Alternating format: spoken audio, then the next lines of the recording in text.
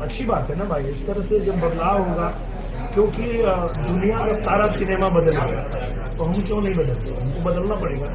बिल्कुल। ऐसे सिनेमा बनाएंगे तो ही बदलेगा।